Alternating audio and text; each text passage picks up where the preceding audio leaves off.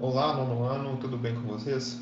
Vamos fazer a nossa correção da verificação História e Geografia, parte História, ok? O tema, né, Revolução Russa. Então vamos lá na questão 1. Que a Rússia czarista estava madura para a Revolução, merecia muitíssimo a Revolução e, na verdade, essa Revolução certamente derrubaria o czarismo, já fora aceito por todo observador sensato do panorama mundial desde a década de 1870. Então, é um trecho aí de Eric Hobsbawm, tá? A questão A.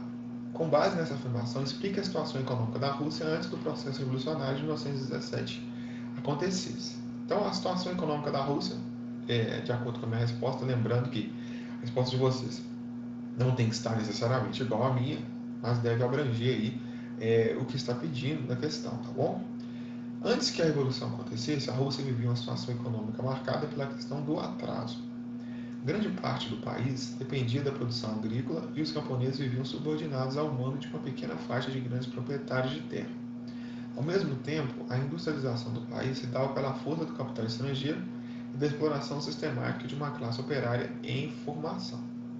Então, a minha questão aqui está respondendo a situação econômica da Rússia antes de 1917. Era marcada pelo atraso, né, pessoal? A Rússia vivia, era um país agrário, dependia muito de produtos industrializados, né, de países como a Inglaterra, a França também, tá? Então, essa era a situação da Rússia, né? Atraso, um país agrário, dependia muito do capital, de industrialização estrangeira, tá bom? A questão B. Explique como os ocorridos em 1905 podem ser considerados um ensaio geral para a Revolução Russa. Então, a minha resposta ficou o seguinte: de acordo com Lenin, as manifestações populares ocorridas após a repressão do czar Domingo Sangrento não geraram efeito imediato, mas demonstraram para as lideranças sociais russas o quanto o movimento revolucionário era possível. Por meio de uma análise crítica, portanto, é possível afirmar que as mobilizações registradas em 1905 foram prenúncios, ou seja, ensaios para a grande revolução que viria 12 anos depois, tá, pessoal? Então, a questão B aqui, né, pediu para explicar aqui, né, explicar como que os ocorridos em 1905 podem ser considerados um ensaio geral. O que é um ensaio? É uma preparação, tá? Entenda o ensaio como uma preparação, nesse caso aqui, para a revolução que viria 12 anos depois. Então, em 1905, né, lembrando aqui, ocorreu uma manifestação popular, né, que ficou conhecida como Domingo Sangrento. Por quê? Inicialmente, essa manifestação foi pacífica, ela não tinha interesse ali de derrubar o czar. Só que o Nicolau II ele reagiu com mãos de ferro, né? Morreram muita gente, morreram muitas pessoas, foi violento, né? Essa questão aqui. E essa manifestação, após isso aqui, escancarou aí uma insatisfação popular, né, com o czar Nicolau II. Ele teve que adotar outras medidas aí de governo, né, e isso acabou, né, levando 12 anos depois à sua queda, tá bom, pessoal? Então, essa manifestação de 1905, Domingo Sangrento, não gerou o objetivo, né, o objetivo não, ela não gerou, né, ali o resultado imediato que eles queriam, mas foi uma preparação para o que veio depois, ok, pessoal? Questão 2. Explique o motivo de o czar Nicolau II não conseguir conter as manifestações de 1917 da mesma forma que havia conseguido em 1905. Então, vamos lá. A questão 2 está querendo saber por que o Nicolau II não conseguiu conter as manifestações de 1917 da mesma forma que havia conseguido em 1905, como nós acabamos de falar aqui em cima, tá? Na questão B da 1. A minha resposta ficou assim: os estragos gerados pela Primeira Guerra foram tantos que muitos soldados deixaram a lealdade ao czar de lado e se uniram aos manifestantes. Dessa forma, desamparado, o czar Nicolau II abdicou, deixando o poder na mão dos rebeldes. Tá, pessoal? Então, o que ocorreu aqui é que em 1905 ele tinha a lealdade dos soldados, era um outro contexto. Em 1917, a Rússia foi devastada, né, ali os soldados, né, em questão economicamente, né, a Rússia perdeu muito da Primeira Guerra e vivia uma situação de pobreza, de fome, de miséria ali, né, e de insatisfações populares. Isso chegou nos soldados também. Então, os soldados deixaram a lealdade ao czar. Então, ele já não tinha apoio. Então, se ele não tinha apoio, ele não tinha controle, ele não tinha o domínio ali do exército e não conseguiu ali conter a revolta em 1917. Tá bom, pessoal? Isso acabou culminando aí na sua queda. Letra B. Caracteriza a Revolução de Fevereiro associando a cor branca. Então vamos lá, pessoal. A Revolução de Fevereiro foi exatamente aquela que se responsabilizou pelo afastamento do czar do poder. A sua associação com a cor branca pode ser explicada pelo seu caráter moderado, já que a maior parte dos seus líderes estavam ligados a cadetes e aos menchevistas, que em um primeiro momento visavam somente a democratização do país. Então, você tinha os menchevistas, né, e os bolchevistas. O grupo bolchevique, né, era um grupo vermelho, né, da cor vermelha, mais radical. Já o da cor branca era mais moderado, eles visavam somente a democratização do país. Então, a Revolução de Fevereiro, ela foi, que foi responsável pelo afastamento do czar, ela foi executada, né, quem realizou foram, né, o grupo dos menchevistas.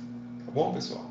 Então, esse grupo, que tinha como símbolo a cor branca, tinha um caráter mais moderado.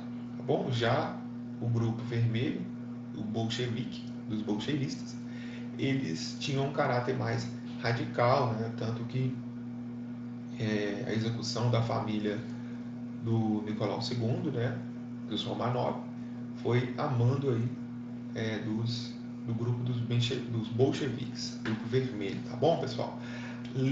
Número 3, a número 3 está perguntando o seguinte aqui: indique os princípios econômicos que caracterizaram a ANEP, explique como eles contrariaram a ala radical dos bolchevistas.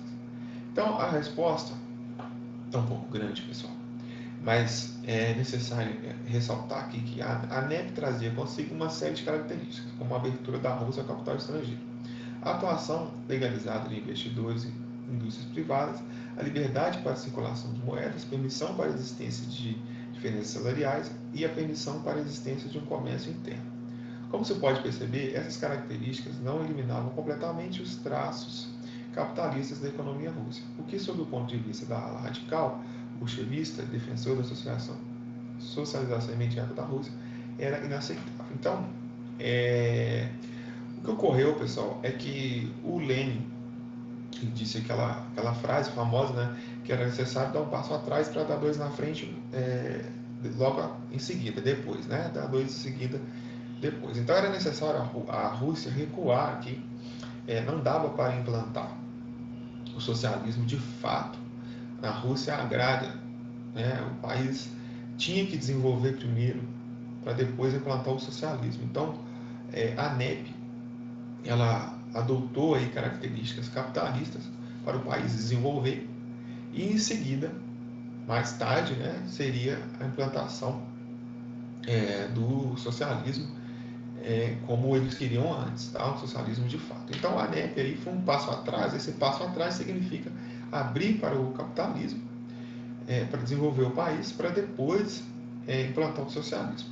Por que isso desagradou os bolchevistas? Porque eles já queriam partir direto para o socialismo. Só que a Rússia não tinha condições, na visão do Lenin, de implantar o socialismo ali, porque o país, como já foi dito anteriormente, vivia um atraso. Era aplicar o socialismo numa sociedade agrária. Então, não ia surtir muito efeito ali. Tá? Então, isso gerou aí uma parte, né, dos bolchevistas que ficaram insatisfeitas com essa atitude do Lenin. Tá bom? Vamos para a questão 4. Diferencie as propostas de Trotsky e Stalin. Qual delas prevaleceu na União Soviética após a morte de Lenin? Então vamos lá. Minha resposta ficou: ao contrário de Trotsky, que defendia a internacionalização da Revolução Russa, Stalin acreditava que era necessário fortalecer o regime soviético para somente levar a revolução a outras partes do planeta. Tendo se mostrado mais influente, Stalin venceu a disputa com Trotsky e se tornou líder da União Soviética após a morte de Lenin. Então, pessoal, aqui está. O Trotsky ele defendia a Revolução Russa permanente, ele que já queria expandir ela por todo o mundo. Tá? Já o Stalin acreditava que era necessário fortalecer o regime soviético primeiro, tá? Para somente levar a Revolução Russa a outras partes do planeta. Então tinha uma divergência aí. Primeiro o Trotsky queria já avançar o socialismo, né, a Revolução Russa para o mundo inteiro, né, e o Stalin acreditava que era necessário fortalecer o regime soviético primeiro, para só assim depois levá-los para outras partes do planeta. Tá bom, pessoal? Então essa era a diferença básica dos dois aí. Tendo se mostrado mais influente, né, então qual prevaleceu aqui? Stalin. Bom, então essa é a resposta da questão número 4. Pessoal, lembrando que estou à disposição de vocês, qualquer dúvida pode entrar em contato no meu e-mail, tá? E ficarei aí à disposição de vocês para qualquer dúvida a respeito deste tema, ok, pessoal? Então, um abraço, até a próxima.